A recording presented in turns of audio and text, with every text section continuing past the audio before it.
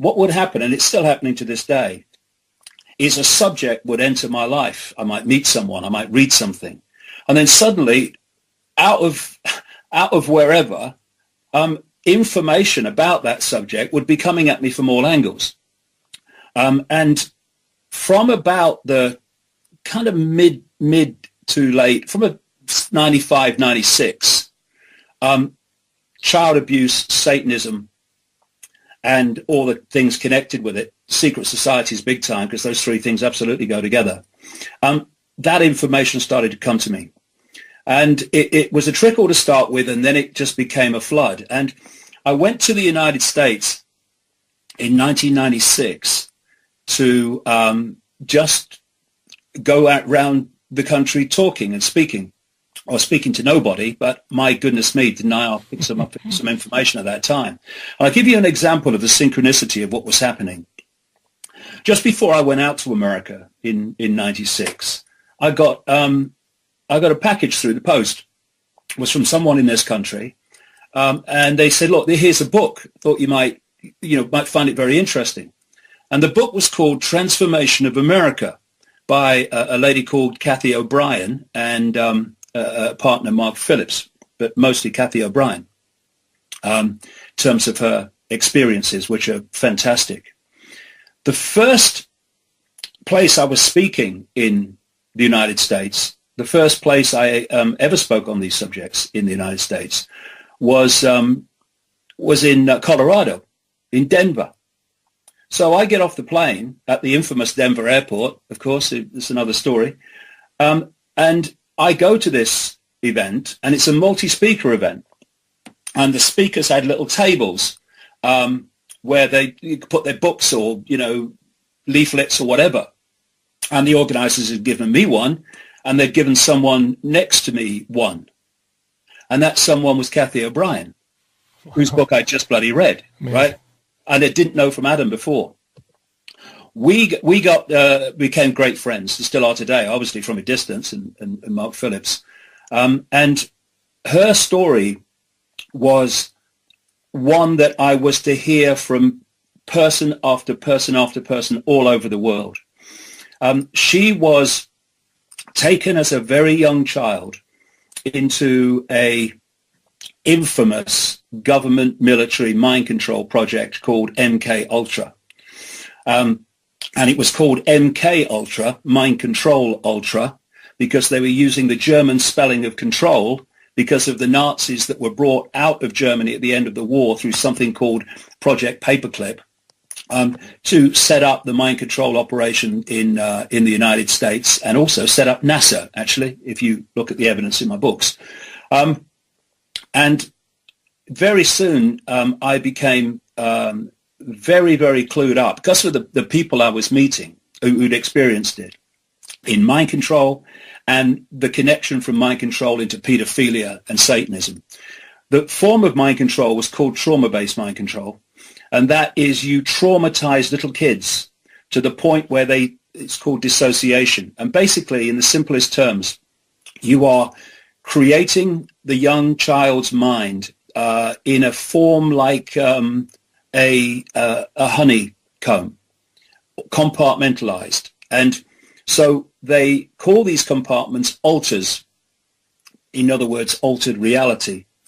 And they have a front altar, which is the personality which people think is the person when they interact with them. Then they have the back altars, which are programmed, quote, personalities. They're actually mind control programs. And things like, we've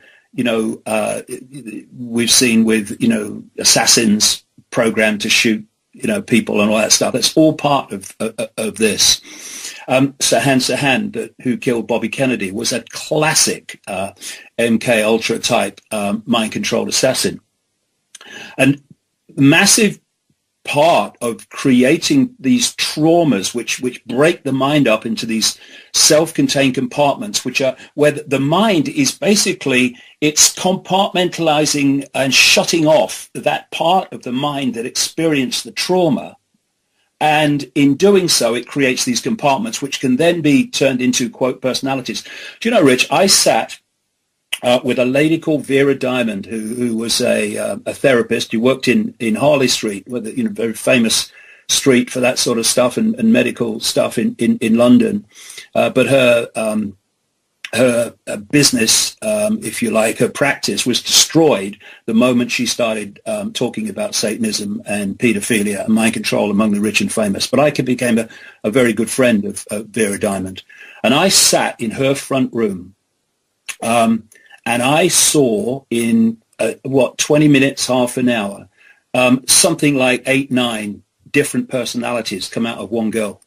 One of them was a child. A baby, and then some were absolutely evil. Some were all different kinds of personalities. Whatever, and what Vera was doing, she gleaned through her various techniques the trigger codes to access that personality. So you have the front altar, that's the person we all know, but then when you give the trigger, that front altar goes to the back, and one of the back altars comes forward. Now this person's a totally different personality. And I saw that just by Vera giving these trigger, they could be words, they could be phrases, whatever. And all through this, pedophilia was fundamental, because pedophilia and Satanism and torturing kids was, like I say, a major way that they created these altars.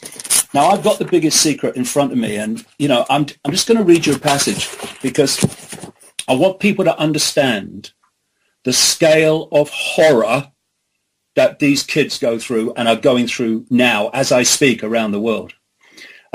Kathy O'Brien has a daughter called Kelly, who I've met a number of times. Lovely, lovely girl, but my God, what happened to that kid?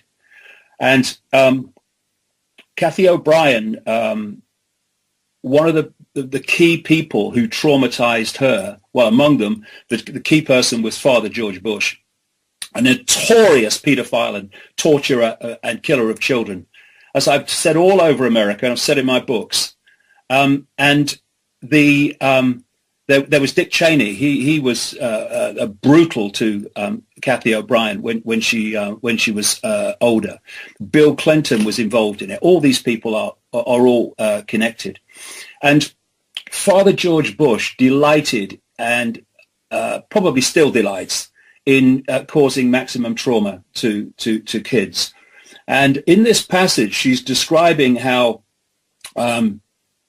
Father George Bush was using cattle prongs on Kelly, just a little kid, to create the trauma and the pain. And this is what she says in Transformation of America. And this is what is happening to children in staggering numbers all over the world. She says Kelly became violently physically ill after her induction into George Bush's neighborhood. That's what he called it. And from every sexual encounter she had with him thereafter, she ran 104 to 106 degree temperatures, vomited, and endured immobilizing headaches for an average of 3 days, which is consistent with high voltage trauma. These were the only telltale evidences aside from the scarring burns left on her skin. Kelly forbade me to comfort her, pitifully complaining that her head hurt too bad even to move. And she didn't move for hours on end. Kelly often complained of severe kidney pain, and her rectum usually bled for a day or two after Bush sexually abused her. My own mind control victimization rendered me unable to help to protect her. Seeing my child in such horrible condition drove my own wedge of insanity deeper, perpetuating my total inability to affect her needs until our rescue by Mark Phillips in 1988. Kelly's bleeding rectum was one of the physical indicators of George Bush's paedophile perversions. I have overheard him speak blatantly of his sexual abuse of her on many occasions. He used this and threats to her life to pull my strings and control me. The psychological ramifications of being raped by a paedophile president are mind-shattering enough. But reportedly, Bush further reinforced these traumas to Kelly's mind with sophisticated NASA electronic and drug mind control devices. Bush also instilled, and this is what all these kids get. Bush also instilled the "who you gonna call and I'll be watching you" binds on Kelly, further reinforcing her sense of helplessness. The systematic tortures and traumas I enjoyed of a child now seem trite in comparison to the brutal physical and psychological devastation that George Bush inflicted upon my daughter. So this is the world that suddenly opened to me to see what was happening behind the scenes. And incidentally, the person who came to fetch Kathy O'Brien from her Satanist pedophile father to go into the mind control MK Ultra program was a man called Gerald Ford, who was the House of Representatives member for Michigan, where Kathy lived. So when you look at the fact that the CIA and the National Security Agency know everything that goes on around these people, not least presidents, so they knew what Bush is. It's well known among the insiders. And what did the CIA do? They named their headquarters after him. Yeah, he was a former director, wasn't he? In Virginia. And of course, what also was coming out in the 90s, and you've had interviews, Rich, about this on the show, was the Lawrence King pedophile ring. Lawrence King was a major Republican who was such a big Republican, he sang the national anthem at the Republican conventions in, I think, 1984 and 1988. And he was exposed by a guy called John W. DeCamp, a state senator in Nebraska, for running a pedophile ring, supplying children to the rich and famous and politicians. And one of the people that some of the kids mentioned coming to Nebraska to take part was Father George Bush. All true. Every word of it. I want to say that because, you know, I don't like interrupting. I'm treating this tonight as a kind of a lecture. Because you've been researching this for 25 years. There will be some of our audience horrified to hear you name the former president of the United States, the former head of the CIA, and name him as a paedophile. But you did in The Biggest Secret in 1998. As David just said there, Lawrence E. King was the most powerful black man in America and was proven to be taking children from Boys Town orphanage, flying them around the country. Not only supplying them for these sadistic, disgusting parties that David has described, but also using children to set people up, set their enemies up, get children in uncompromising positions with their enemies, take photographs, and then blackmail them. These are some of the scummiest people on the planet. All of this is absolutely 100% true. I'm just saying that because I know there are going to be people listening on some of the other radio stations we're broadcasting on, and they're going to be saying, Jesus, will he ever interrupt them and criticise what David is saying? The fact is, David said this in 1998. It's published. There's never been a whisper from anybody associated with the Bush family anywhere. Go ahead. So what happened then, Rich, is I was 3 months in America, the kind of maximum I could get out there on a visa. 90 days, is it? That's right, 90 days, yeah. And I met so many people. I actually, before I came home, I was actually talking at mind control conferences where people who were that call themselves survivors of mind control and paedophilia and Satanism were talking and giving their experiences. So I put together an enormous catalogue of information, documentation in that period, and I came home. And what had been happening in this country is I was starting to meet people in this synchronistic way I talked about. And a name that kept coming up when I was talking to people who said they'd been abused and they'd been involved in satanic ritual was Ted Heath, Prime Minister of Britain from, was it 1970, 74, the man who took us into the European Union, as it's now called. And what I do, Rich, is people give me information, and I don't just blurt it out and say, this is what's going on. I put it on the back burner, as I call it, and I let it simmer, and I see what else comes. And eventually there comes a point where you've got so much information pointing to the same thing and the same people from so many different sources. You meet that point where you think, I'm confident of going with this now. And so when The Biggest Secret came out, I said that in it that Ted Heath, who was still an MP and didn't die until 7 years after the book came out, that he was a serial paedophile. My good, serial paedophile. Are you having a laugh? Stunning. A child killer, a child torturer, Within days of the book coming out, a journalist of what passes for one rang Ted Heath and read the passage to him.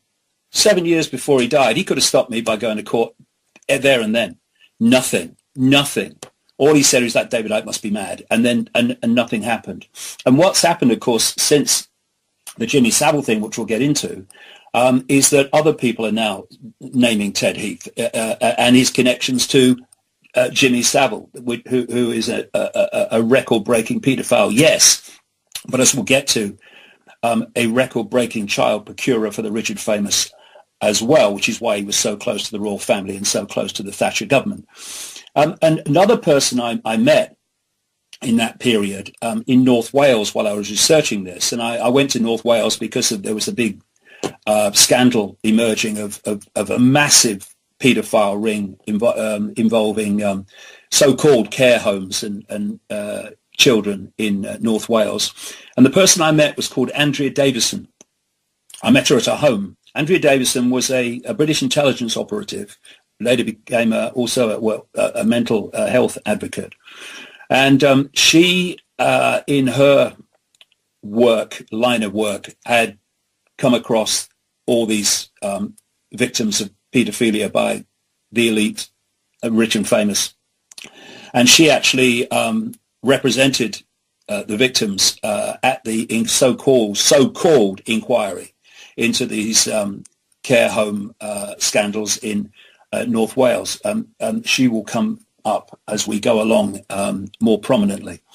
I was picking up information from her and others, and it was I picked up about Dolphin Square, this block of flats where so many MPs live close to the Houses of Parliament, and all the paedophile parties that were going on. That's in The Biggest Secret, and it's coming out now, of course, in the mainstream media, that was going on at Dolphin Square. More and more information is coming out about that.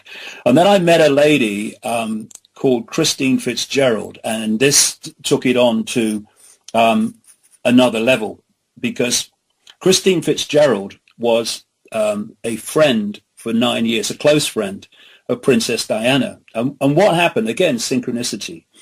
There was this... I hadn't seen him for ages, but he was a guy who operated in kind of alternative circles, and his big thing was networking. We must network. We must get people together.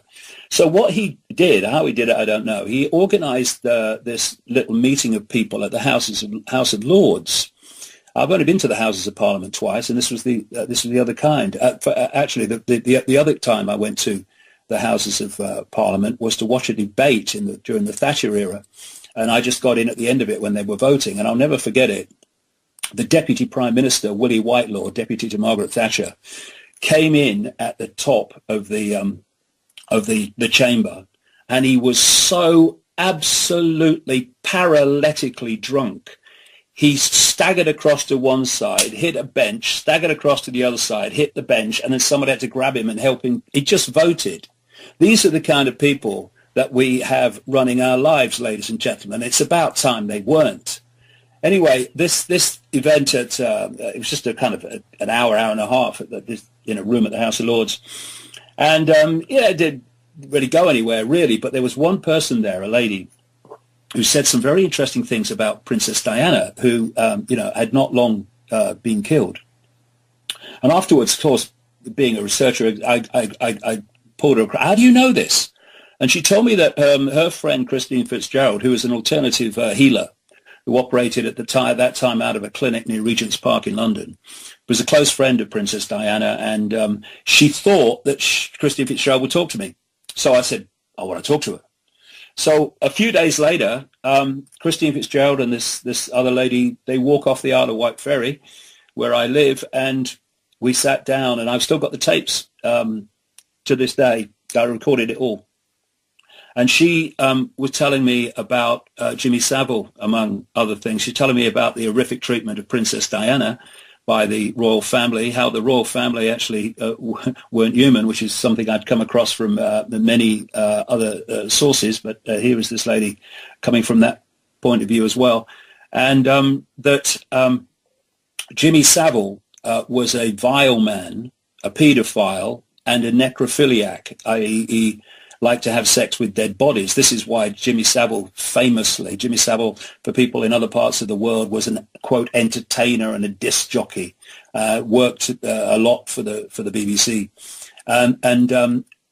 This is why Jimmy Savile famously used to volunteer to be a porter in hospitals, because it got him access to the mortuary. I mean, this man was so unbelievably sick. Words, can't be found to describe it. Yeah. And yeah. So here is a man who it's now become clear was a known paedophile, and what he was doing was known by police, was known by many people.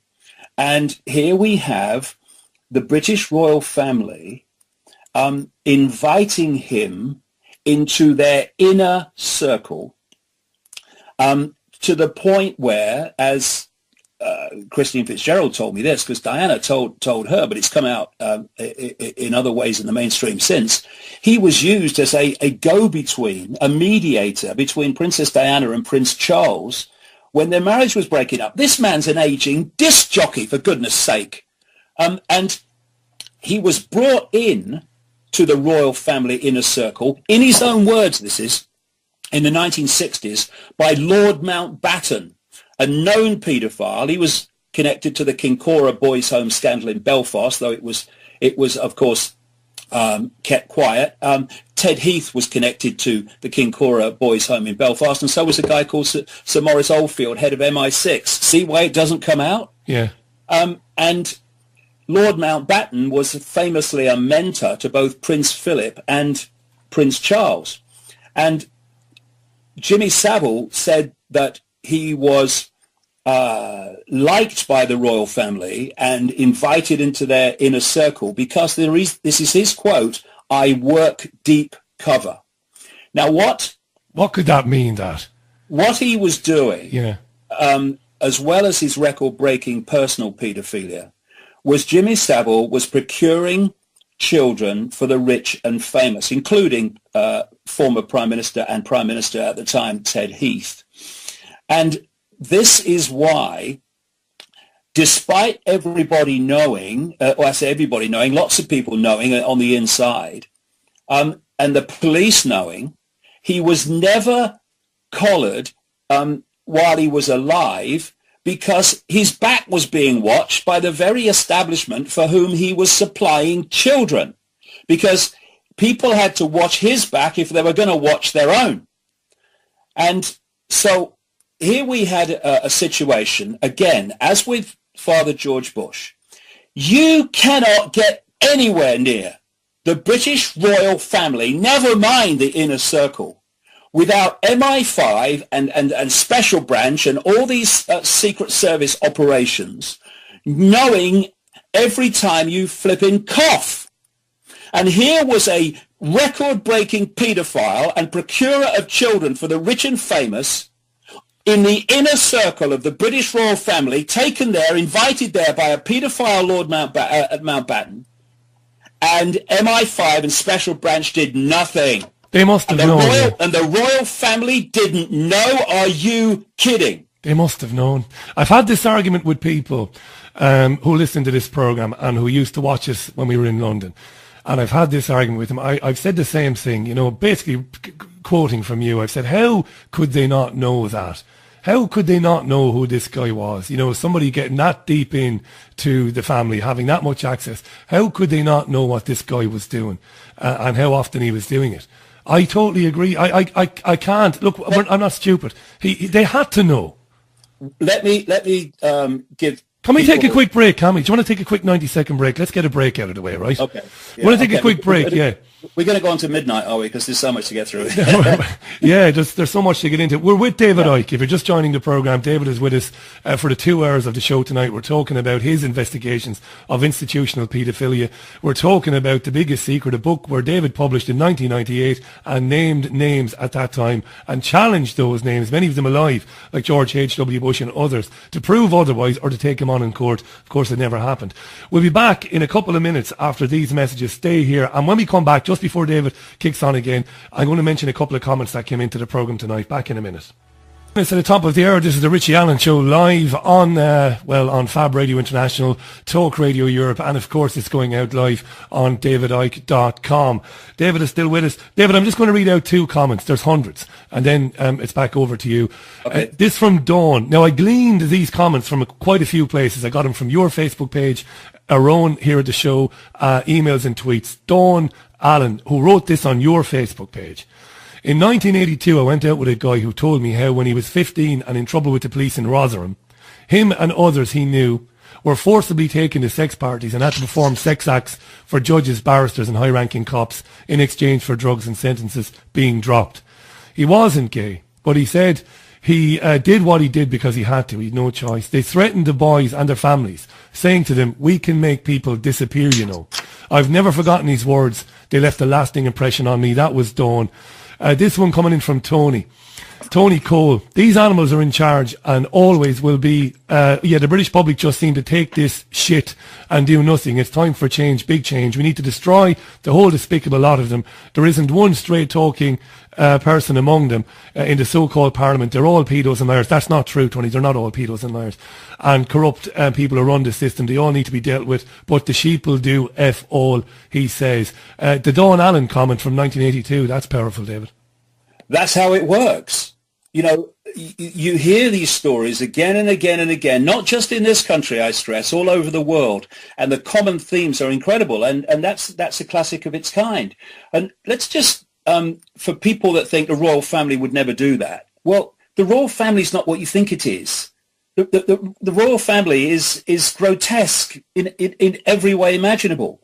And one of the things that Christine Fitzgerald told me about her close relationship with Diana for 9 years and what happened was the day that she came in a terrible state into Christine Fitzgerald's healing clinic and why, which I'll get to in a second. But what Christine Fitzgerald said Diana told her in 1989 was that the royal family and the establishment, were going to kill her.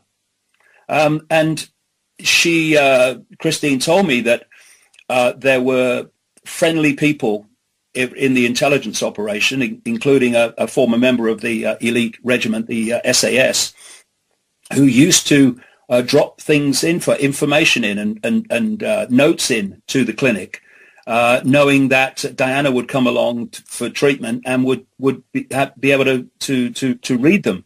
And they were warning her that her life was in danger. And so when this butler, Paul Burrell, came out years later and produced the letter that Diana had written to him saying in October 1996, which said in the letter to Burrell, "I am sitting here at my desk today in October, longing for someone to hug me and encourage me to keep strong and hold my head high. This particular phase of my life is the most dangerous. My husband is planning an accident in my car, brake failure and serious head injury in order to make the path clear for Charles to marry." Now, that was no surprise to me whatsoever. Less than a year later, she died in a car accident. Of course, it wasn't an accident. But this is what was going on in the background. So by the sort of the late 1980s, when the marriage to Charles was all breaking down, Diana started a relationship with a guy called Barry Manicky, her personal detective. But he died in a, quote, motorcycle accident in 1988. And by 1990, well known, of course, in the media, Diana was having a relationship with a guy called Captain James Hewitt. So at this time, while this relationship with Hewitt's going on and these years after the Barry Manicky had died in a motorcycle accident, Christine told me this. Diana came in a terrible state. And I'm going to quote Christine word for word from the tape recording. Diana, was crying hysterically. And I said, "What's the matter?" "You know, it was dogs died stuff, bottom lip out, full sob. She came galloping through the door. I gave her rescue remedy, clutched her, hugged her, calmed her down, and said, 'Now tell me what's going on.' 'I can't believe it, I can't believe it. They killed him, she sobbed. I said, 'Who did they kill?' She told me about her affair with the detective, Barry Manicky, and how he was decapitated on a motorbike and how she thought it was a terrible accident. But now she knows the royal family killed him because Prince Charles's senior detective has just told her that if she didn't call it with Hewitt, the same would happen to him. He told her she shouldn't think that she was indispensable either. So Diana had been unaware at the time that the death of Barry Manicky. She didn't know. But she told Christine Fitzgerald that she found out that Manicky was dead while she was being driven with Prince Charles to the airport to fly out to the Cannes Film Festival. He waited until she was about to get out of the car in front of waiting photographers, and then he said, according to Christine Fitzgerald, Diana told her, "Oh, by the way, I got word from the protection unit yesterday that poor Barry Manicky was killed. Some sort of motorcycle accident. Terrible shame, isn't it?" And Diana burst into tears, but Charles said, "Let's go, darling. Your press awaits you." And years later, in 1998, there was an independent television documentary, Diana, Secrets of the Crash. And James Hewitt said that he too had been warned to stop seeing Diana or the consequences would not be pleasant. Here's a quote from him. "The telephone calls were anonymous, but left me in no doubt that they knew what the situation was. They were threatening. They said it was not conducive to my health to continue the relationship." And he said there were warnings from Diana's personal police protection officers, from the royal household, and from a member of the royal family we didn't name. This is Hewitt talking now. This is Hewitt talking. Hewitt, right. The member of the royal family said, "Your relationship is known about. It is not supported. We cannot be responsible for your safety and security," and suggest that you curtail it forthwith. And he also said, James Hewitt, or quoted in the London Times, about threats, and his comments supported completely the story that Diana told about Christine Fitzgerald about Barry Manicky. Hewitt said that his clearest warning came when he was told that he would suffer the same fate as Barry Manicky. So any idea, Rich, that this crowd of parasites would not kill people if it suits them? Remember this. When you join the intelligence agencies, the police, the military, the clergy, all of this stuff, you do not say a oath of allegiance to the country and to the people of the country. You say it to the monarch, to the Queen. And it's said that, oh no, they're only here to bring the tourists in. Nonsense. The whole structure is structured so that the power is within the non-elected, not the elected. And so when you think that Jimmy Savile, this record-breaking paedophile, was in that inner circle, I mean, what is going on? And you see, when Savile died, he was extremely rich. He owned a £160,000 Rolls Royce. He had 5 other cars, a Bentley, a Mercedes. He had something like 8 homes, left millions in his will on top of that. This is an aging disc jockey who has no conspicuous means of earning a living for decades and decades. But where was his money coming from? Procuring children for the rich and famous. He was given a knighthood by the royals. He was given a papal knighthood by Pope John Paul II. Of course, the Roman Catholic Church, one of the great paedophile networks on planet Earth, if not the biggest. And we will find with the passage of time that we had a pope in Benedict who resigned, the first pope to do so in 600 years, because it was connected to all this stuff. I remember someone sent me a link to a program on American television exposing the fact, I mean, researchers like me knew about it anyway, but exposing it on a public stage, that Pope Benedict was given the job by Pope John Paul II to look after all the paedophile allegations about the Roman Church, and all came out, and how it was suppressed, and how Benedict was all part of the suppression. And that was the same week that he actually resigned as Pope. So we're looking at, and I hope we'll get it for the end of the program, we're looking at a global network of paedophilia / Satanism, because they are, as I keep saying, connected. And there's a reason why the ratio of paedophiles among the so-called elite bloodlines and families is far greater than it is in the general population.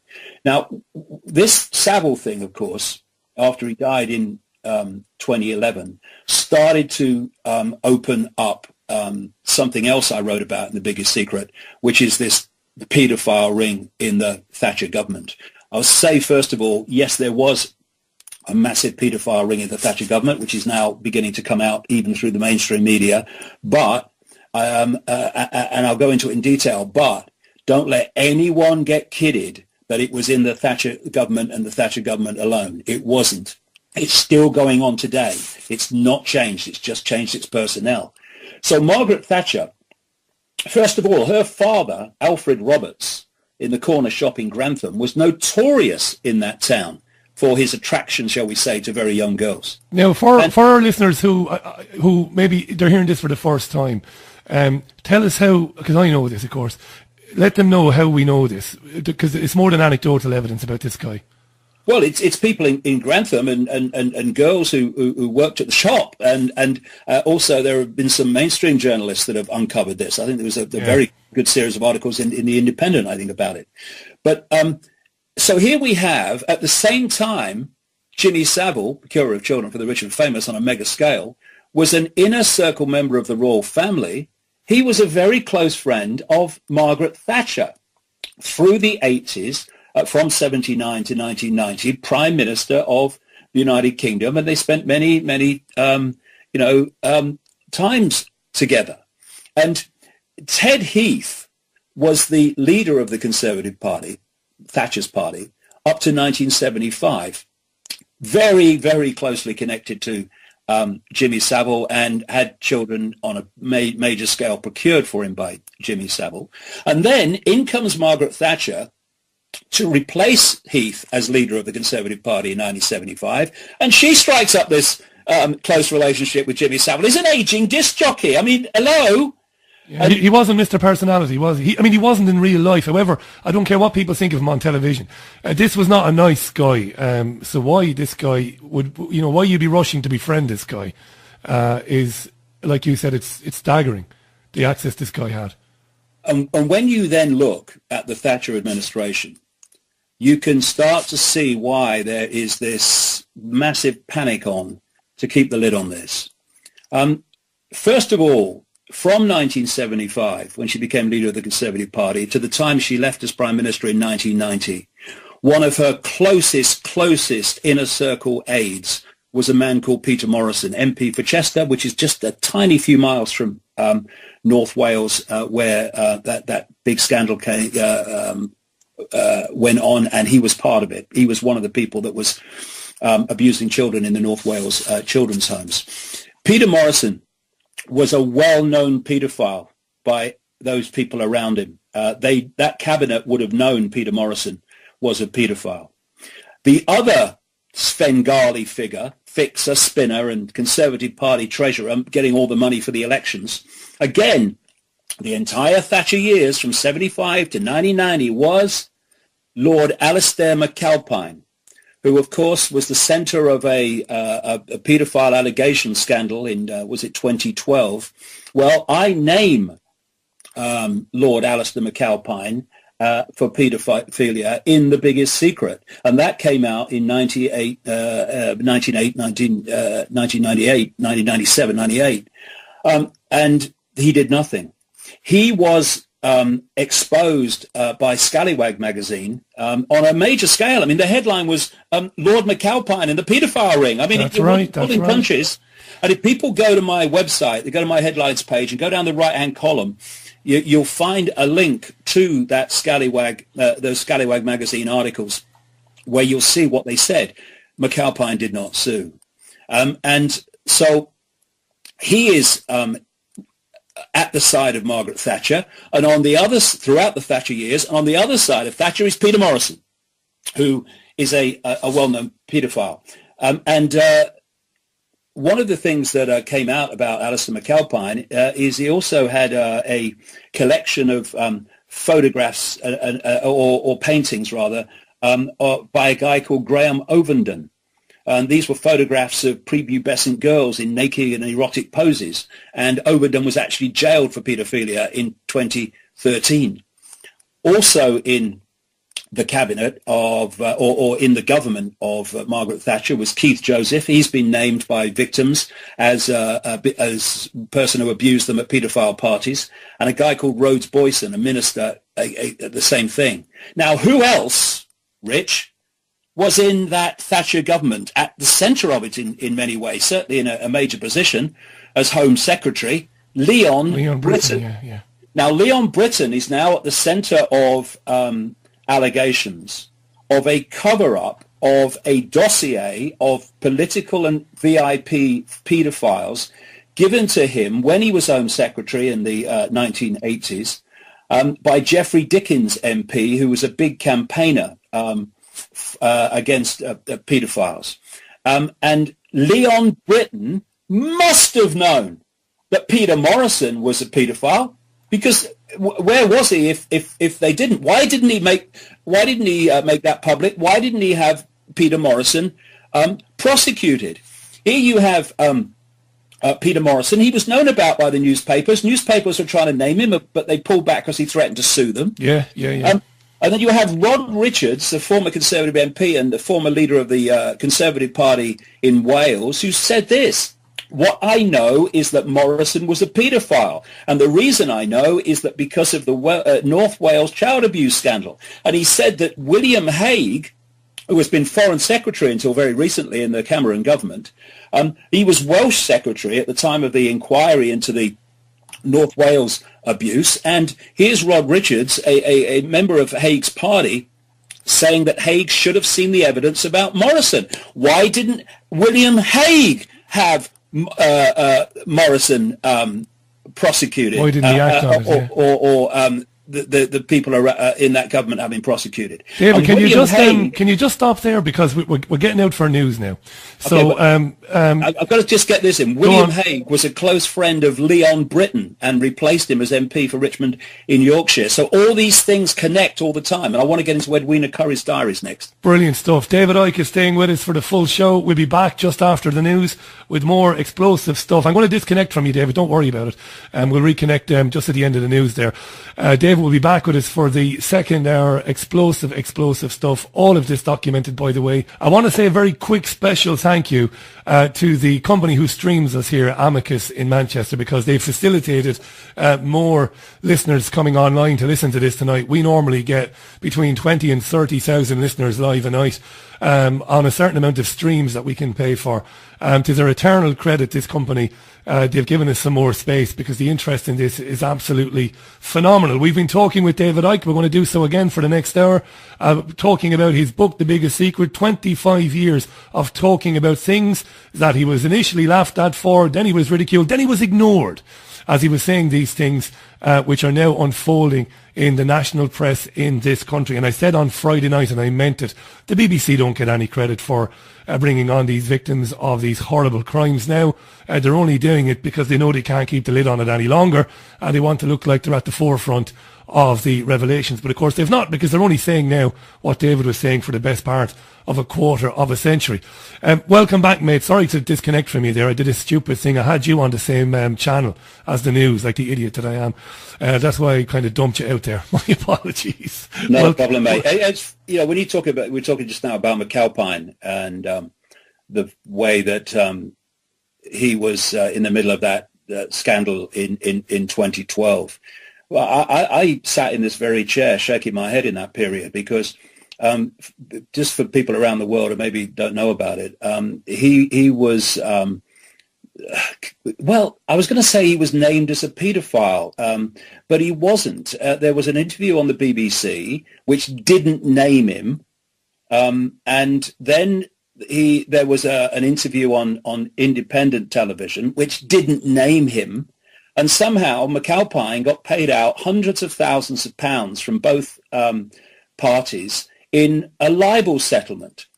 He also was threatening to sue people on Twitter who hadn't named him. He sued the wife of the Speaker of the House of Commons, who hadn't actually said he was a paedophile. And when it all came out in 2012, given what I'd written in The Biggest Secret back in the late 90s, I put on my website, he's a paedophile. This is what's in The Biggest Secret. I'm naming him amid all this stuff. What did I get? Nothing. And I said before the news about Edwina Curry's diaries. Edwina Curry was a minister in the Thatcher government, and she wrote diaries about her various experiences. And one of them involved, or one comment involved, Peter Morrison, this notorious paedophile at the right hand of Margaret Thatcher throughout her period in office. And I've got the diaries in front of me, and this one's from 1990. House of Commons, Tuesday, 24th of July, 11:15 p.m. And she says here about a government reshuffle, a Thatcher government reshuffle. And she says, one appointment in the recent reshuffle has attracted a lot of gossip and could be very dangerous. Peter Morrison has become the PM's PPS, Parliamentary Private Secretary of Margaret Thatcher, PM, Prime Minister, for those around the world. Now, he, Morrison, is what they call a noted pedocast, she says, with a liking for young boys. He admitted as much to Norman Tebbit, who was chairman of the Conservative Party, very close associate of Margaret Thatcher. Morrison admitted as much to Norman Tebbit when he became deputy chairman of the party. But Morrison added, however, I'm very discreet. And Curry says, and he must be. She says she, Margaret Thatcher, either knows and is taking a chance or doesn't. Either way, it's a really dumb move. And she says Theresa Gorman, another MP, told me this evening in a taxi coming back from a drinks party at the BBC that she inherited Morrison's agent, who claimed to have been offered money to keep quiet about his activities. Curry says, it scares me, as all the press know, and as we get closer to the election, someone is going to make trouble very close to her indeed. So a couple of things there. First of all, Edwina Curry, why are they in your diaries? Why aren't you telling the police? Why aren't you making it public? And here is the chairman of Mr. Moral Fibre, Mr. Morality, Norman Tebbit, who she's saying knew that Morrison was a paedophile, still made him a deputy chairman of the Conservative Party because he said he'd be discreet. This is what was going on, and it's still going on in government and politics, Westminster and Washington in general. Can I just say very quickly, to Edwina's credit, she came on our TV show, didn't she, in London, and we asked her about that. And she said that suspicions were really suspicions, and they weren't. I that's what she said. Yeah, that's what she said to me on the air. Suspicions. They're not saying we think he might be. Yeah, they're saying he absolutely was, and it's clear from the evidence that people knew that he was. Now, this next thing brings Andrea Davison back, the British intelligence operative at one time, who was someone who compiled an enormous amount of evidence and documentation to do with the exposing of political and rich and famous paedophiles. But her documentation, which included information given to her by the MP Geoffrey Dickens of political paedophile dossier fame, was taken in a raid at her home in North Wales by North Wales and Derby police. So when we are supposed to be having this debate, was the Geoffrey Dickens dossier given to Leon Britton with all the names of the VIP paedophiles, was it lost by accident or what? Oh, it's a mystery. It's not a mystery. They wanted to clean out all copies and all confirmations of what was in the Dickens dossier, and Andrea Davison had some of that, and thus the raid by the police. And I want to quote her here because this is so enlightening. There's a review was started called the Macquer Review into the inquiry into the North Wales paedophile scandal. So we're having a review, an inquiry into the inquiry. And what they're doing, and they're doing this with the police investigations as well, they're having so many inquiries and inquiries into inquiries and so many police investigations under different names, Operation Cover-Up and all that, That people are getting lost in the complexity of it all. But what Andrea Davison did was give a long statement to this Macca review talking about what happened in North Wales and how this cover-up goes on. And she sent me a copy, and you can now get it on the internet. If you put Andrea Davison Macca review statement, Macca M-A-C-U-R, you'll see it in full. But I just want to pick these bits out of it. This is from her statement to this review. And this is someone who's investigated political and VIP paedophilia for a long time. Photographic evidence of child abuse is destroyed by order of the court. Provable fact. The Gillings report, that was yet another report into the North Wales scandal, into child abuse in North Wales, was also ordered to be pulped by order of the county council. Investigators and whistleblowers' evidence of child abuse is seized. Evidence of child brothels, transportation routes, hotels and bars, fixers, providers of false documents and outlets for the trade in images of child abuse and snuff videos that have been identified is also ignored. And tragically, all the evidence either disappears or is ignored. And very quickly before I go on, there is a structure, and it's like a transnational corporation. If you look at a transnational corporation, it has a headquarters, it has a central point, and then all the subsidiaries of that central point operate according to the diktats of the central point. So if you go into a McDonald's in any country, you're basically going to the same McDonald's. This is the structure. Well, the structure of paedophilia and Satanism and secret societies come to that is just the same. And so if you think of a pyramid, at the top of the pyramid, you've got a tiny few people. The further you come down the pyramid, you're meeting more and more people.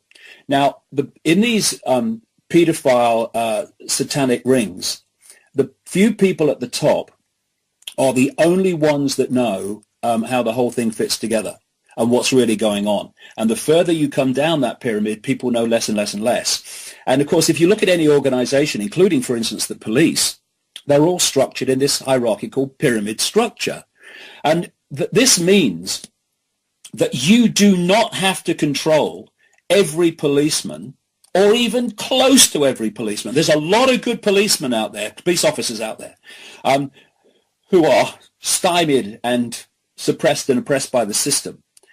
But you only have to control those positions within the police that dictate what's going to be prosecuted and what's not going to be prosecuted. And if you can also control the higher and fire positions, then you can make, in the upper echelon, then you can make sure that the key positions are peopled by your people within your network. And this is how it works. And so through this pyramidal system, these pedophile rings infiltrate politics. They infiltrate, as I've said, the police, the judiciary, the media, and so on. And so through this structure, this is how it's done, which will become relevant as I continue with Andrea Davison's statement here to the Macca Review. She said, "The majority of my documentary evidence was taken by 19 North Wales and Derby police officers, headed by DC Wynnard and DS Hunt, on January 13th, 2010, who emptied my 3 flats of documents and valuables. The warrant was signed by Derby Judge Burgess. A full list of the thousands of documents taken has never been provided. Neither has a list been provided of the thousands of pounds worth of gold jewellery and heirlooms seized at the same time. Over 3 years later, nothing seized has been returned. It's now 4. I made a concerted effort," she said, "to get my documents about illegal arms sales and child abuse and journalistic material back from the Derby and North Wales police. But whoever was behind the raid on my property had enough power to ignore legitimate requests for the documents' return. Clearly, DC Wynnard and DS Hunt were not acting on their own, as sanction would be required to look at, let alone seize, steal, and keep documents and computers from a prominent intelligence agent and her tenant, who also had top clearance, secret clearance. On the 17th of March and April 2010, Lord Hoyle of Warrington wrote to the Chief Constable of Derby, Mike Creedon, later to be Chief Constable of and later the Chief Constable of North Wales, Mark Polin, asking them to return the seized documents taken in those raids on Andrea Davison and the property taken from her and her tenant. And he asked them to return all the documents. Now, wait for this. This is how desperate they are to keep this quiet, and this is how they operate to make sure it does stay quiet. This is what Andrea says that happened after this Lord Hoyle said, give her her documents back. The result was that the Derby police obtained a restraint order on her from Judge Burgess, the guy who gave the warrant to take the documents, on April the 7th, 2010, which put a veneer, she says, of legitimacy over the police holding all my property and all my documents, including excluded documents, and prevented anyone asking for their return. Now, it gets worse. To prevent me challenging the restraint order of the court, the court made it a contempt of court for me to pay for legal advice or assistance. That's incredible. I applied for legal aid, but this was refused. This tactic has resulted in not one document or item of property being returned over 3 years. Now, of course, we know, because it's now documented, how the intelligence agencies and the police stopped the truth about the paedophile MP Cyril Smith coming out, which it is now come out. But this is what is going on. And there was another aide to Margaret Thatcher who was named by Scallywag magazine, and his name was Derek Lord, and he's still around. And interestingly, at the time that the McAlpine scandal broke in 2012, 2 paragraphs were removed from Derek Lord's Wikipedia entry. One of them that was removed and has not been put back, I looked today, said this: Lord is a long-standing family friend of Samantha Cameron's family, that's the wife of the current Prime Minister, and a personal friend of David Cameron, and attended their wedding at Ginge in Oxfordshire. He has a wide circle of friends in the celebrity, political and business communities. The other thing that was removed from that Wikipedia page at the time said this: Lord has a wide circle of friends in the Conservative Party. The list of Tory friends with whom he is known to go on holiday and socialise with is illustrious and includes Lord, McAlpine, Peter Lilly and Michael Portillo. Now, why would you want to remove something like that from a Wikipedia entry? Doesn't follow. And you see there what Andrea Davison was saying about the way that it's covered up. And you mentioned earlier this MP that's come out now today, John Mann, yeah, the Labour MP, who said that he reported these paedophile parties at Dolphin Square near Houses of Parliament and other London locations, and how the police basically put the lid on it and did not investigate. And he said that the inquiry, the case was closed within 3 months on orders of those at the top. Now we're back to this pyramid structure, Rich. The police officers lower down may want to investigate this. They may be outraged by it. I'm sure many are. But this structure of control the positions that decide if a prosecution is going to happen or not happen, and you control the game. And that is how it is done. And this brings us, after all this evidence, so this is a fraction of what you could give, but it's enough to make the picture. We come to the blatant attempt to put safe people in charge of this new inquiry now into what happened to the Jeffrey Dickens dossier that was given to Leon Britton as Home Secretary, with these paedophile names in it, which disappeared. The first person, and we've got to look at this Home Secretary, Theresa May, who's appointed the 2 heads so far, both of which through public pressure and exposure have had to step down. We have to look at Theresa May and ask this: why are you putting people in charge of an inquiry that so blatantly and so obviously, as we've seen, will have no confidence from the victims that are supposed to be helped here by this inquiry. They would have no confidence in the two people she's put forward. The first one she put forward, Baroness Butler-Sloss. Now, you know, if you're around the world and you've not come across this story, I am not making this up. I have to make that point because most people would think I would. It's so ludicrous. The Attorney General, Sir Michael Havers, this major law officer in the Thatcher administration, at the time that Leon Brittan was Home Secretary, at the time this Dickens dossier was handed over and went missing, Sir Michael Havers is someone who has quite blatantly suppressed the prosecution of known paedophiles, including a diplomat called Sir Peter Heyman.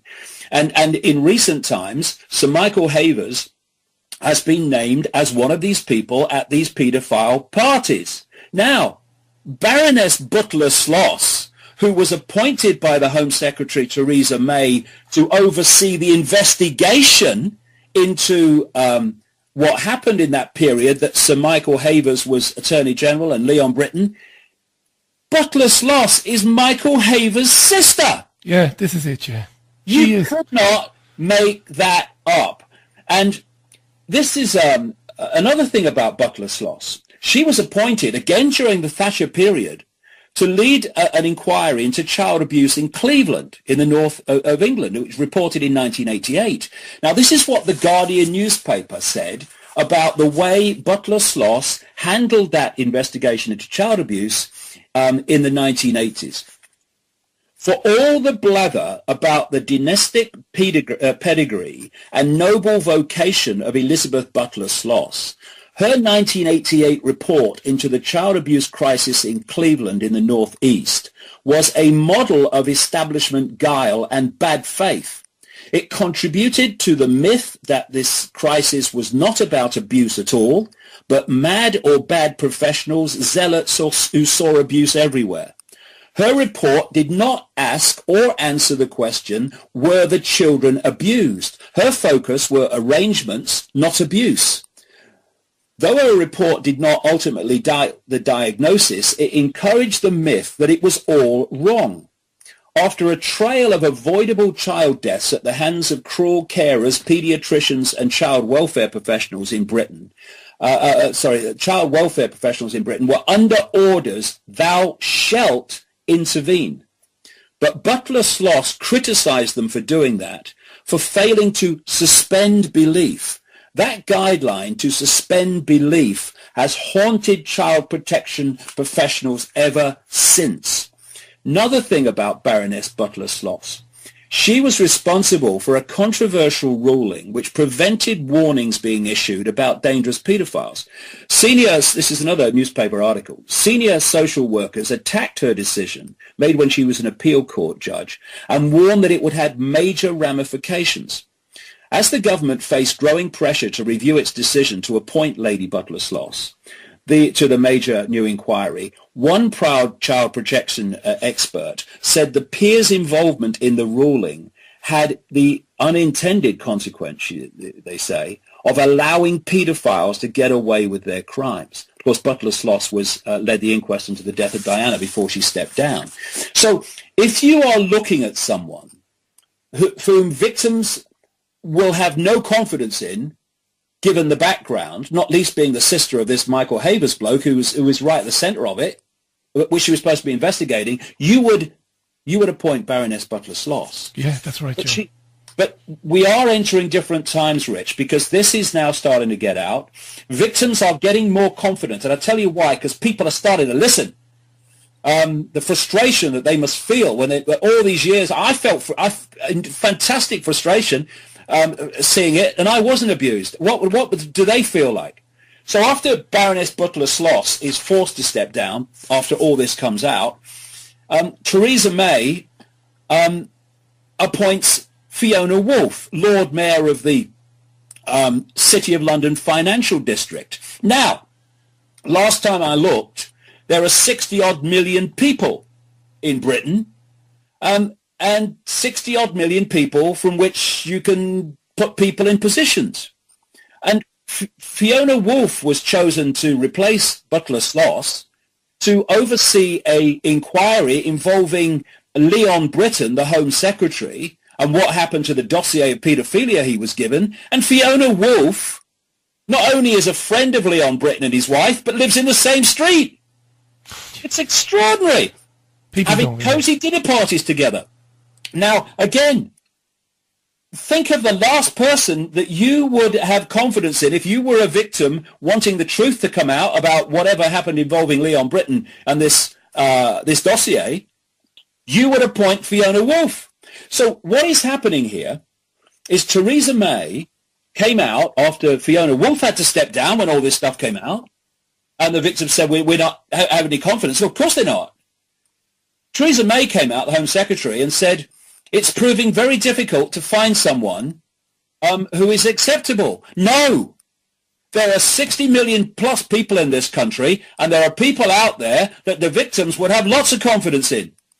Why it's proving difficult to find someone to run this inquiry, it's proving difficult to find someone who will keep the lid on it while having the public confidence that they're not keeping the lid on it. That's the bloody person they're looking for. And we've got to watch this like a hawk again and make sure someone else is not put on us. They even had the cheek, David, they even had the cheek to say we might have to go outside the country. Can I just, because I'm going to get murdered now. I've been in commercial radio for the best part of 16 years off and on. I have never seen the overwhelming amount of correspondence come into a live show as I have here. Verifiably, Twitter, email and Facebook, we're talking hundreds and hundreds of mail. I was going to read out a quick few. And then I'll shut up and let you back in then again. But I've got to read out some of these. Maureen, I don't know if anyone remembers, but around the time of the Iraq War, a lot of info came out from America on this type of stuff, and then it went awfully quiet. I wonder why. Absolutely Andy, right. Yeah, Andy, when it comes to VIPs doing this, the public just can't handle that this goes on amongst VIPs. Oh no, they wouldn't or couldn't do that. And there's their cover right there. What a powerful one it is. Claire, I'm furious about this. Lies, lies, lies. And now all this going on for years. These bastards must be brought to justice. Karen, this is depravity at its worst. The trouble is Westminster rely on the good old British public not to do anything. Apathy being the operative word. Steve, I remember you, David, writing about this 20 odd years ago. I was fascinated about what you was revealing about the world on its lies. Funny how those who might have laughed on the Wogan show, how they must feel right now. Tommy Wilson, there is a paedophile politician in, I'm not going to say where because he might be identified, in Australia. He was charged 3 years ago with possession of child porn, still holds his seat in Parliament, has collected over $1 million of taxpayer money since being charged, and has delivered 3 speeches to Parliament in as many years. How the F has this been allowed to happen? True story, look it up, he says. And finally, for the moment, Daniel on Twitter says, is so much of this so, not so much it happened that long ago, but 20, 30 years, even with good police people trying to do their job, is it difficult to investigate stuff that happened so long ago? All those comments, and there's hundreds more, David, hundreds more. Well, I just say at this point, Australia is a massive centre for paedophilia and Satanism. And Lord McAlpine had major connections to Australia, not least a place called Broome in Western Australia. And Australia's massive, but it's everywhere. That's the point. And you know, this paedophilia is so infested in the system that it does come up everywhere. I mean, the Dunblane massacre of children in 1996 at the Dunblane Primary School in Scotland, when a guy called Thomas Hamilton shot dead 16 children and a teacher before killing himself. Thomas Hamilton was a procurer of children for the rich and famous. He was a smaller version of Jimmy Savile in Scotland. And, you know, the head or former Grand Master of Scottish Freemasonry, a guy called Lord Burton, he actually came out and said in a major national newspaper that the inquiry into Dunblane, which was headed by a Scottish judge called Lord Cullen, who also led a 5-judge tribunal which heard an appeal in the conviction of the Lockerbie bomber, alleged Lockerbie bomber, and decided that he was guilty, and he never was. Lord Cullen headed this inquiry, and Lord Burton, this Grand Master of Scottish Freemasonry, said in this article in this national newspaper that the Cullen inquiry was a cover-up that suppressed crucial information. And he linked Cullen to what he called a super Mason group based at Edinburgh University called the Speculative Society. And Burton said that he had been bullied and threatened by other members of the House of Lords when he tried to raise concerns about the Dunblane cover-up. There's no escaping the fact, he said. There's something sinister about the whole affair. And one of the things that Cullen did is that he ordered that significant documents relating to the case should be locked away from public view for 100 years. 100 years, yeah. He said this was to protect the victims and the families. It wasn't. It was actually to protect the establishment. And this is what you find all the time. And so we mustn't let this momentum go. We really mustn't let this momentum go, because the victims of this over the years must have just got to the point where it's nothing's ever going to happen. The establishment's always going to protect itself. But that's why we need not to let them down by letting this drop and let it go away. Another guy, by the way, that I've written about involving paedophilia is Anthony Blunt. He was, a lot of people won't know this, he was the third cousin of Elizabeth Bowes-Lyon, the famous Queen Mother, who was seriously into some very dark stuff. The Queen Mother died at, she's 102. And Blunt was a paedophile, and he was also part of the Russian spy ring with people like Donald McLean, Guy Burgess, and Kim Philby. And there was another person in that ring who's never been named, and his name was Lord Victor Rothschild, very close friend of Anthony Blunt.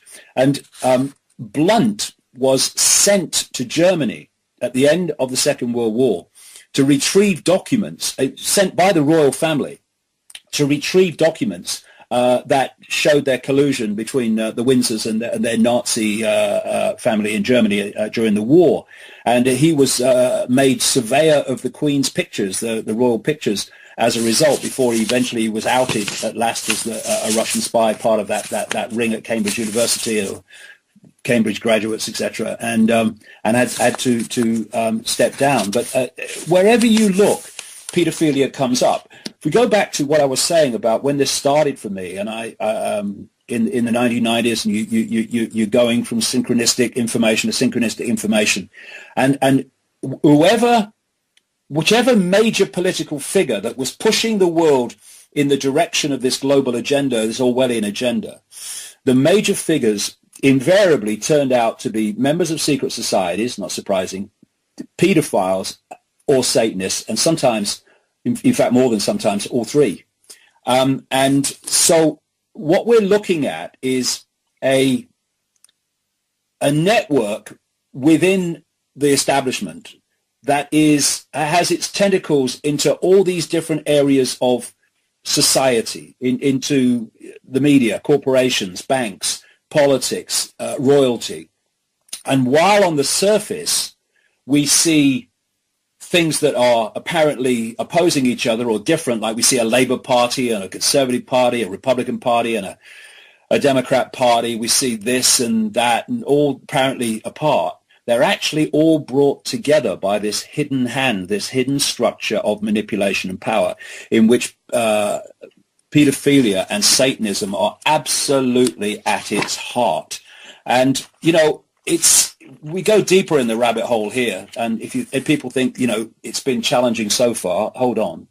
I mentioned earlier Christine Fitzgerald.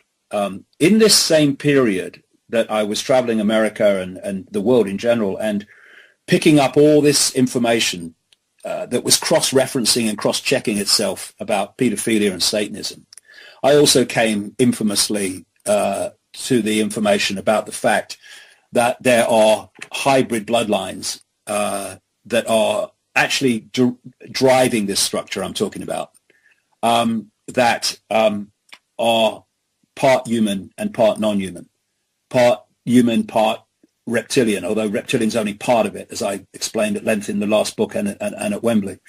And Christine Fitzgerald not only told me all about the royal family, the way they treated Diana, the way the influence and the behavior of Jimmy Savile, etc. she also confirmed to me, and just some background, I had not spoken to anybody about, the biggest secret hadn't come out. I hadn't spoken to anybody about this information about these reptilian human hybrid bloodlines. And so she had not a clue. And we're talking, me and Christine Fitzgerald, about, all that's going on. And then she said something like, do you know what Diana used to call the Windsors? I said, no. She used to call them the lizards or the reptiles. And so I played the the ignorant fool, because what I don't do is tell people too much if it's not in the public arena, because I don't want to, influence what they're saying. So I said, what do you mean? And then she started telling me about the fact that the Windsors are actually a hybrid bloodline, part human, part reptilian. And this is exactly what I've been told by many, many other sources up to that point. And so when you think how accurate Christine Fitzgerald has been in terms of what she told me in the late 90s and what has come out, and she also told me this stuff about the fact that they are hybrid bloodlines. And it's important just to talk about this, because we're getting closer to the point of why there are so many pedophiles in the upper echelons of society. This is a direct quote from Christine Fitzgerald in actually what we're dealing with. The Queen Mother, now there's a serious piece of wizardry. The Queen Mother is a lot older than people think. To be honest, the royal family hasn't died for a long time. They've just metamorphosed. It's a sort of cloning, but in a different way. They take pieces of flesh and rebuild the body from one little bit. Because it's lizard, because it's cold-blooded, it's much easier for them to do Frankenstein shit than it is for us. The different bodies are just different electrical vibrations, and they've got that secret. They've got the secret of the microcurrents. It's so micro, so specific, these radio waves that actually create the bodies. As I've been, writing about at length, the body is a hologram. It's an energetic holographic field, which fits exactly with what she's saying. They know the vibration of life, and because they're cold-blooded, they're reptiles, they have no wish to make the Earth the perfect harmony it could be, or heal the Earth from the damage that's been done. The Earth's been attacked for xeons by different extraterrestrials. It's like been a football for so long. This place was a bus stop for so many different aliens. All these aliens, they could cope with everything, including the noxious gases. They're landing all the time and coming up from the bowels of the Earth. They looked like reptiles originally. This is why they're described as such by ancient accounts. But they look like us when they get out now through the electrical vibration, that life key I talked about. They can manifest how they want to. All the real knowledge has been taken out and shredded and put back in another way. The Queen Mother is chief toad of this part of Europe, and they have people like her in in each continent. She was a massively high satanic witch, the Queen Mother. Most people, the hangers-on, they don't know about the reptiles. They're just in awe of these people because they're so powerful. Don't think of people like the Queen Mother and Queen Victoria as different people. Think of them as the same person, which after a while had to replace their coat. When the flesh dies, that energy, while it's dying, will be, in her colourful language, will be immediately up someone else's backside, for anyone not in Britain. It's very vampire, worse than vampire. They're not going to come to you with hooked teeth and suck your blood. Fear is their food. I've been saying this for all these years. They can actually take fear and manifest it into a tangible thing. That's why society is structured globally, to create maximum fear. The key is the vibrational current. At that vibrational current, they can manifest anything from anything. It's like a holographic image. There you go. We are all minerals and water vibrating. This is all an illusion we are living in. That's the secret. And she goes on. Now, how does this fit in with why these bloodlines are absolutely obsessed with paedophilia? Because these entities that go under the name of archons and jinn in the Islamic belief system and demons in the Christian belief system, all over the world they have different names, same force, same entities we're talking about. They feed off human fear. Yes, they feed off human low vibrational emotional energy, fear, anxiety, all these things, depression. It's why they want a society that manifests those things. War. I mean, think of the energy that is created. Because they are operating on a very low vibrational frequency, they can only absorb energy on a very low vibrational frequency. Hence, fear is a low vibrational frequency. It's a low wavelength. And the energy they want to absorb more than anything else, it's a nectar to them, is the energy of children before puberty. We see puberty as a hormonal change. That's only happening in the holographic level, what we call the physical level. That hormonal change is actually a manifestation triggered by an energetic change at the deeper energetic levels. They want that energy before that energetic change takes place. And this has been talked about by people like shaman around the world through vast amounts of time. Here's a quote from a Central American shaman, quoted in the Carlos Castaneda books. Sorcerers, in this context, people that can see energy beyond what normally people can see with their eyes. Sorcerers see infant human beings as strange luminous balls of energy, covered from the top to the bottom with a glowing coat. Something like a coat of plastic adjusted tightly around the cocoon of energy. This glowing coat of awareness is what the predators, these entities I'm talking about, consume. And when a human reached adulthood, all that is left of that fringe awareness is a narrow fringe that goes from the ground to the top of the toes. That fringe permits mankind to keep on living, but only barely. And so what is happening is that while the pedophile, and these are possessed people, these are either entities of the hybrid bloodline, or they are possessed by these entities. And they have this urge for sexual abuse of children. While the sexual abuse is going on, they are used as a conduit for the entity beyond human sight to draw off the child's energy through the pedophile and steal and absorb the child's energy. Now, if you can do that while the child is deeply distressed and deeply traumatized, which is what is happening, then you absorb the child's energy on the low vibrational frequency that you need it to be for you to have the capacity to absorb it, because radio 1 can't absorb radio 2. They're on different frequencies. So this is what is happening. They traumatize the children purposely. They torture the children purposely. And so many of them, once the energy has been taken, are then killed so that they can't tell the story of the people they recognize, famous people in society who've done it to them. So what is happening is that the energy of children is being stolen in this way, and this is why these hybrid bloodlines are so awash with pedophiles and pedophilia, why so many children are abused worldwide. It's staggering. You know, I was telling you earlier in the day, Richie, there was a lady I met in America whose husband had just been murdered, and they'd taken her children away. They were foster children, but they were in the process of adopting them. It's very clear from the story, because I spent a long time helping this lady and working on this, that they wanted the children for some reason. And they were taken away and given to someone else. Very strange people, actually, a strange person.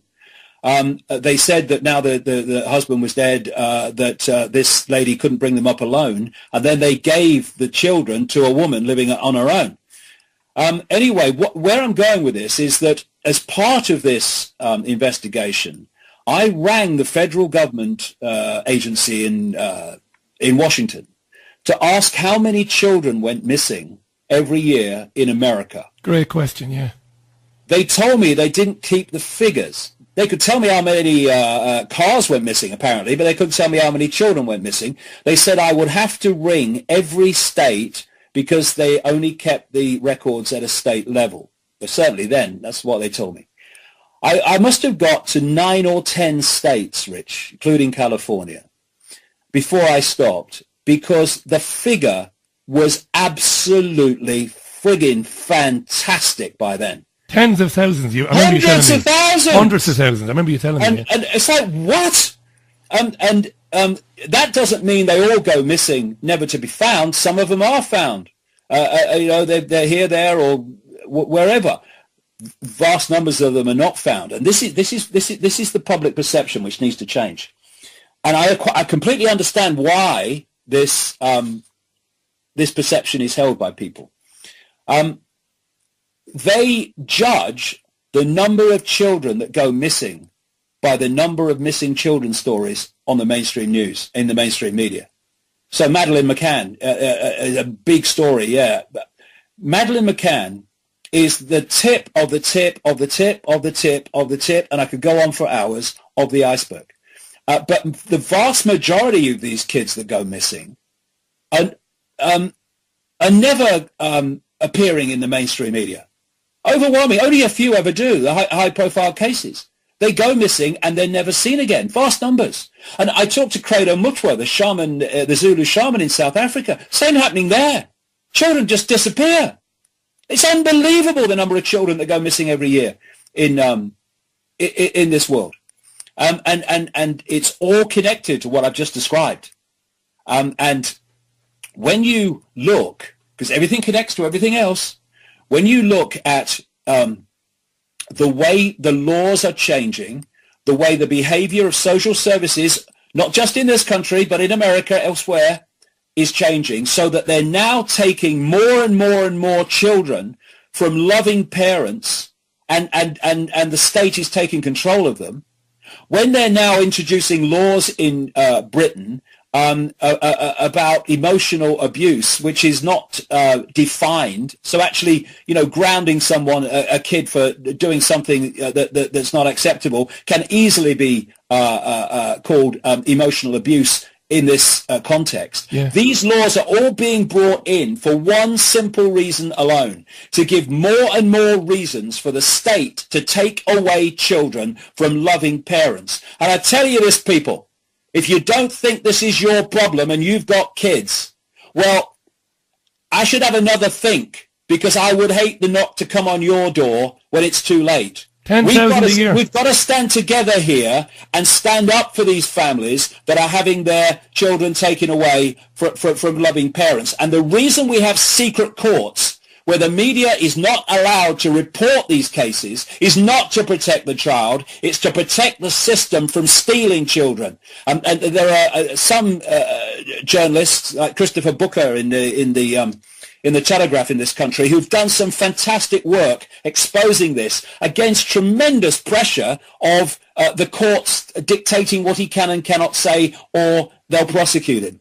This is what's going on in the world while we're watching fricking X Factor. This is what's going on in the world while we're watching all these diversions and celebrities and all these bloody reality shows. This is what is going on. This is what is happening to our children. And anyone's got respect for children, including their own children, off the arse, let's get started. And let's get this information circulating big time. Take this interview, for instance. Send it everywhere. Let's get people aware that the world is not like they thought it was. Because I would rather they found out while we still have time to change it, and don't find out when the knock comes on their door and it's too late. I just want to say a couple of things.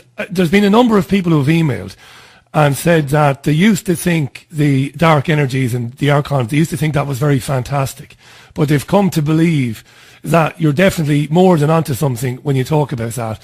A lot of people have said that. In the interest of balance, William in Spain said that he thinks that at this point, this is where it loses a bit of credibility. That's William in Spain. But a lot of people, I used to think... Can I just say something, Richard? You can. Go ahead. Right.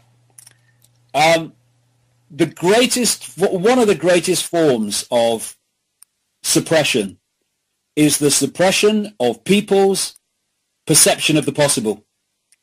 If you can squeeze their perception of the possible, then you can operate outside that perception of the possible, and you can do all the things that I'm saying, all the things happening that I'm saying, but people will dismiss it because it's outside the bounds of their programmed sense of the possible. When I first came out and said all this paedophilia was going on and involved the Thatcher government, it involved all these people, all those years ago, people laughed and said, that's ridiculous. This is where, mate, you lose your credibility. Now it's coming out. And it's not the fact that this stuff with the archons and what have you and all this stuff I'm talking about is not happening. It's the fact that so many people are so programmed from cradle to grave with a minute sense of the possible that they cannot perceive it's possible. There's a big lesson here. Just because you can't perceive it does not mean it's not happening. You're living proof. We are learning that lesson so big time now as this lid comes off. You're living proof of it. I mean, I talk to people all the time we met so many youngsters in London. I say youngsters, 20-somethings, late teenagers who said, I'm really into what's happening. I've read some of your books. I've looked at the films. It's making sense to me. I've done my own research. I would have said it. I think the first time we ever spoke on the radio, I think I kind of semi-rudely said, look, I don't want to get into all that other stuff. Let's talk about the money and the bank and all that sort of thing. And you, being you, politely said, yeah, okay, let's get into all of that. Of course, I'm in a very different place now, and I'm happy to be there in terms of I totally and utterly understand it and believe that that's exactly what's happening. It's staggering to me that people can't see it now. And I love one of the emails that just came in. I've just lost it off my screen now. And again, it was somebody saying, I believe what David is saying because of the scale of it. You can't just get that many people around the world who are just into interfering with kids just because they're getting off on sexual kicks. Exactly. It just can't be. And that person is right. Yeah. And see, when you read like this MP man today and others, and you read victims and what they say, they're saying like these paedophile parties at Dolphin Square next to Parliament. They're saying they didn't even try to hide it. They didn't even try to hide themselves, and they just were kind of open about it, in these parties. And the reason they were so open about it in the way that these victims describe is because they know that the system is so stitched up in terms of their kind, their network being in control of law enforcement and government and media and all of this, that they can almost flaunt it in a way. But what they didn't bargain for was people outside of the mainstream system who were going to grab them by the tail and refuse to let go. That's what they didn't bargain for, and now it's starting to come out, and they're running for cover. Well, there ain't a cover big enough, ladies and gentlemen. It's coming out, and the game's going to be up, and we must not let this go away. What was that quote I used at Wembley? Something like, when we've exhausted every possibility, let's get started. Yeah, that's right. Right. Let's come together here and put down our differences, whether we believe this or believe that, whether you see it like that, put it down. There are vast numbers of children being abused, tortured, and murdered. I love it. This week the police are investigating a possible murder involving this political paedophile ring. A murder. My goodness me, the scale is fantastic, and they can cover it up because of all these things. In fact, there was a paedophile in Australia, not a paedophile, well, he might have been, but he was a Satanist in Australia. And before he died, he produced a document, not apologizing for Satanism, but actually flaunting it. And this is what he said. I've got a quote here about the abuse of children. He said, politicians are introduced by a carefully graded set of criteria and situations that enable them to accept that their victims will be, quote, our little secret. Young children sexually molested and physically abused by politicians worldwide are quickly used in sacrifices. In Australia, the bodies are hardly ever discovered, for Australia is still a wilderness. Now, our little secret.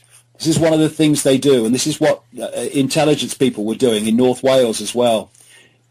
You get these politicians involved in sex with children, you film it secretly, and that politician will then pass any law you want for the rest of his or her political career. Bought and paid for. Do you know what? And paid for. Ted Heath was one of those. And this is why you get politicians doing things that appear to be against everything they've ever stood for. It's because if they don't, it comes out. So they do it. And this paedophilia is another aspect, a very important aspect, Rich. The use of blackmail is another way that politics is stitched up by the hidden hand. And we saw that in the Franklin scandal. We're out of time.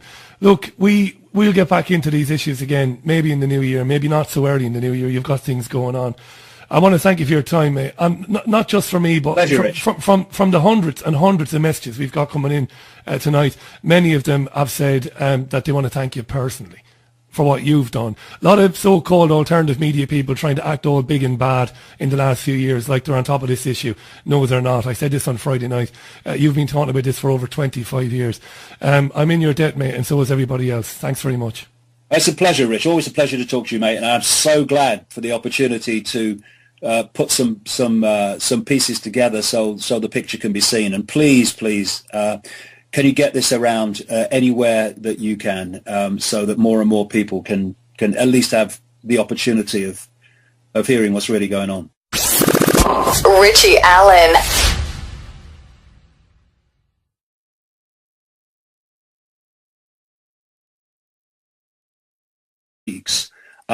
The trigger codes to access that personality.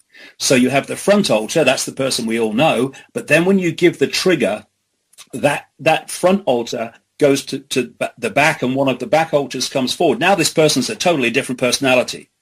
And I saw that just by Vera giving these trigger, they could be words, they could be phrases, whatever. And all through this, paedophilia was fundamental, because paedophilia and Satanism and torturing kids was, like I say, a major way that they created these altars. Now, I've got the biggest secret in front of me, and, I'm just going to read you a passage, because I want people to understand the scale of horror that these kids go through and are going through now as I speak around the world. Kathy O'Brien has a daughter called Kelly, who I've met a number of times. Lovely, lovely girl. But my God, what happened to that kid? And Kathy O'Brien, one of the key people who traumatized her, well, among them, the key person was Father George Bush, a notorious pedophile and torturer and killer of children. As I've said all over America, and I've said in my books. And there was Dick Cheney. He was brutal to Kathy O'Brien when she was older. Bill Clinton was involved in it. All these people are all connected. And Father George Bush delighted, and probably still delights, in causing maximum trauma to kids. And in this passage, she's described as, in other words, altered reality. And they have a front altar, which is the personality which people think is the person when they interact with them. And then they have the back altars, which are programmed, quote, personalities. They're actually mind control programs. And things like, we've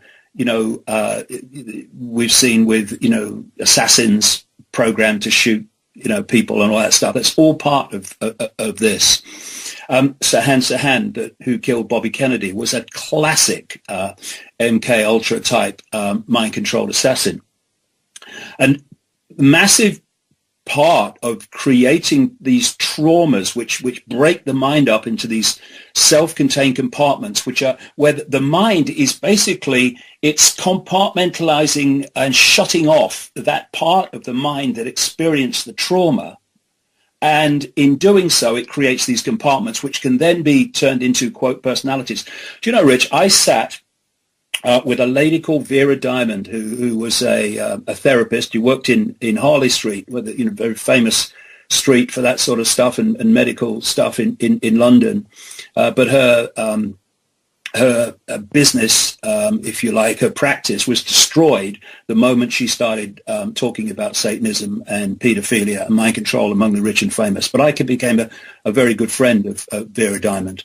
And I sat in her front room and I saw in, 20 minutes, half an hour, something like 8, 9 different personalities come out of one girl.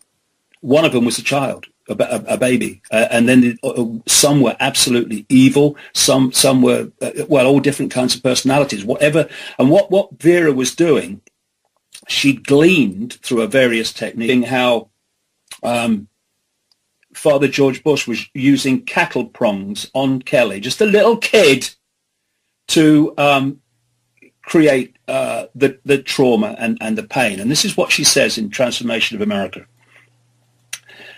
And this is what is happening to children in staggering numbers all over the world.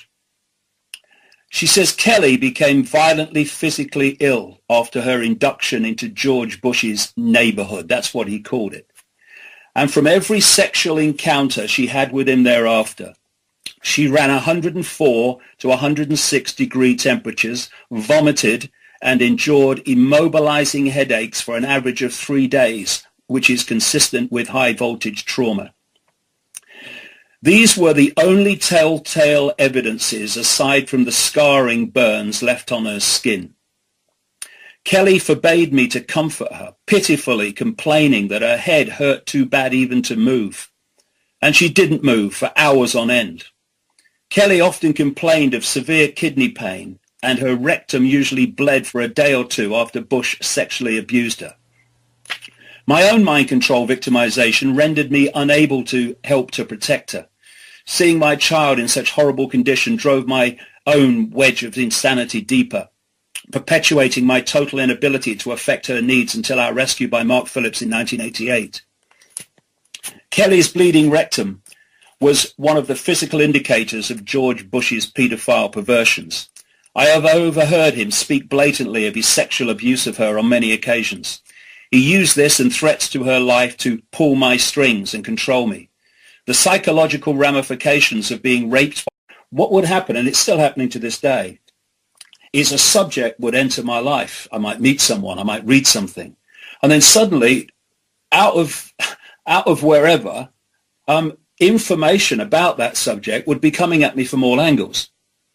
And from about the kind of mid to late, from 95, 96, child abuse, Satanism, and all the things connected with it, secret societies big time, because those three things absolutely go together. That information started to come to me. And it was a trickle to start with, and then it just became a flood. And I went to the United States in 1996 to just go around the country talking and speaking, or speaking to nobody, but my goodness me, didn't I pick some information at that time.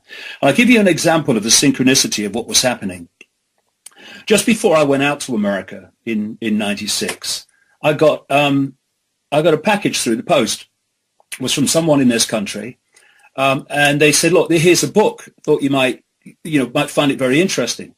And the book was called Transformation of America by a lady called Kathy O'Brien and a partner, Mark Phillips, but mostly Kathy O'Brien, in terms of her experiences, which are fantastic. The first place I was speaking in the United States, the first place I ever spoke on these subjects in the United States was in Colorado, in Denver. So I get off the plane at the infamous Denver airport. Of course, it's another story. And I go to this event, and it's a multi-speaker event. And the speakers had little tables where you could put their books or, leaflets or whatever. And the organizers had given me one, and they'd given someone next to me one. And that someone was Kathy O'Brien. whose book I just bloody read, right? And I didn't know from Adam before. We became great friends, still are today, obviously from a distance, and Mark Phillips. And her story was one that I was to hear from person after person after person all over the world. She was taken as a very young child into a infamous government military mind control project called MK Ultra. And it was called MK Ultra, Mind Control Ultra, because they were using the German spelling of control because of the Nazis that were brought out of Germany at the end of the war through something called Project Paperclip, to set up the mind control operation in the United States, and also set up NASA, actually, if you look at the evidence in my books. And very soon I became very, very clued up because of the people I was meeting who'd experienced it in mind control and the connection from mind control into pedophilia and Satanism. The form of mind control was called trauma-based mind control, and that is you traumatize little kids to the point where it's called dissociation. And basically, in the simplest terms, you are creating the young child's mind in a form like a honeycomb, compartmentalized. And so they call these compartments altered.